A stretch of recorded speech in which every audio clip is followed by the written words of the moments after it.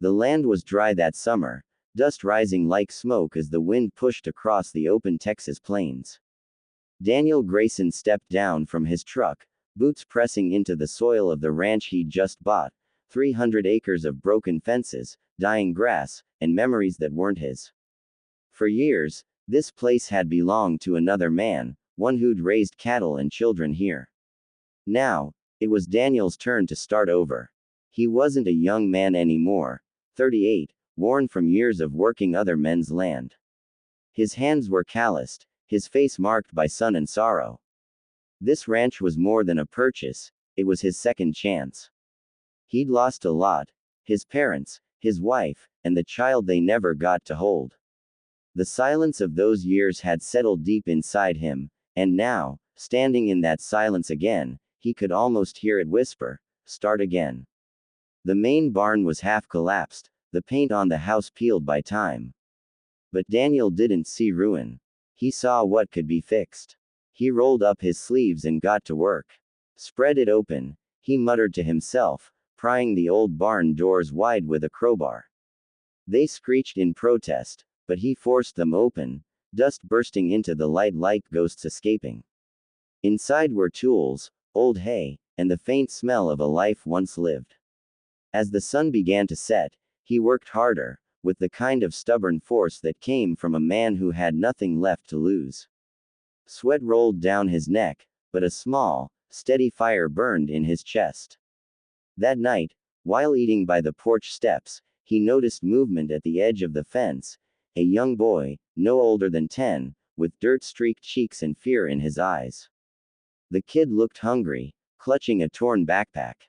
Daniel stood slowly, heart pounding. "Hey, you lost, son," he called out gently. The boy hesitated, then shook his head. "No, sir, I just don't got anywhere to go." The wind carried the boy's trembling words across the dark field, and Daniel felt something stir inside him, something he thought had died years ago. Maybe this land wasn't just about rebuilding fences. Maybe it was about rebuilding a life. Daniel didn't sleep much that night. The boy's voice kept echoing in his head, "I don't got anywhere to go." He sat by the dying fire, staring out toward the field, until the sun rose over the horizon. When morning came, the boy was still there, sitting beside the fence post with his knees tucked to his chest. Daniel poured 2 cups of coffee, one black, one sweetened with sugar, and walked over.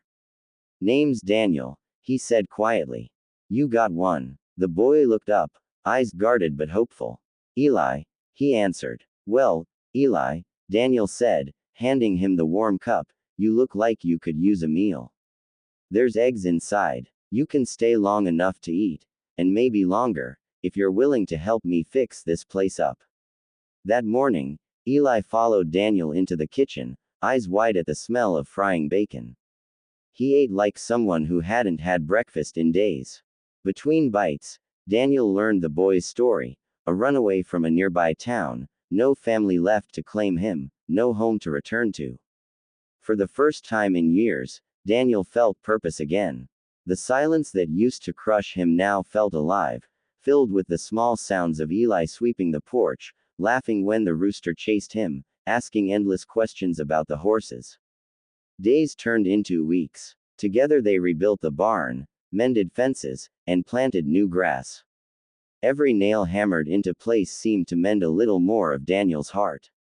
He watched the boy grow stronger, braver, and more at home. One evening, while the sun bled across the horizon, Eli handed Daniel a small, crookedly carved wooden horse. "Made it for you," he said shyly.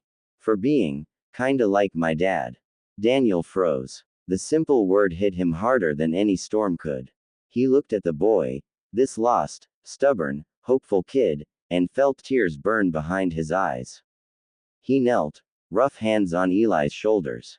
"Then I reckon I'll have to be a good one," he said softly. The ranch no longer felt empty. It was alive again, with laughter, work, and the bond of 2 souls who'd both been broken, and somehow found each other among the dust and open sky.